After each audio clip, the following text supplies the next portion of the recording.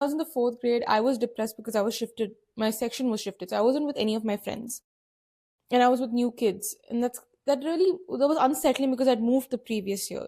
I'd moved from Dubai to Bangalore, India. And I just settled in and then I was shifted again. And then I was really quiet in class, which was not something that I usually was. And then during the first parents teacher conference, this teacher tells my mother, and I'm sitting right there. Oh, I heard great things about her.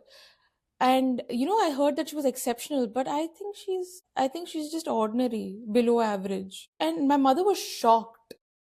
And I was also I was really young, so I had no idea what she was saying. That's the only lasting impression I have. And then as you grow up, you see teachers who'd glare at you, who'd stare at you, or who'd make that sharp retort. They're not directly saying that, oh, we think you'll amount to nothing, but they're showing it in small gestures and actions that it just stays with you. So I think, yeah, microaggressions.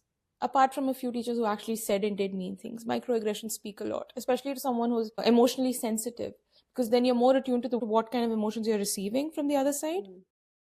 I guess to summarize that, most of them were really nice. Some of them really made an impact on me. Some of them left me feeling like, what did I do wrong? I think the important thing to note is that to all these teachers who teach in these factory schools in India, to them, their student is just one among the thousands that they'll teach in that year or in that half a decade, or one among the thousands of students that they'll teach in their entire career. But to that student, you're the only sixth grade teacher they'll have. You're the only teacher who's taught them this subject at this period of time. So you will always be there as a part of their memory.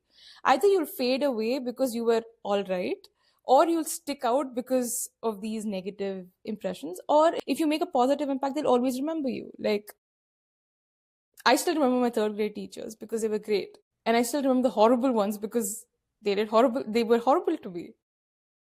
And I'll probably not even be a figment of their memory. They wouldn't even recognize me because they've taught so many kids. It's just that the impression that you make on children it has a lasting impact.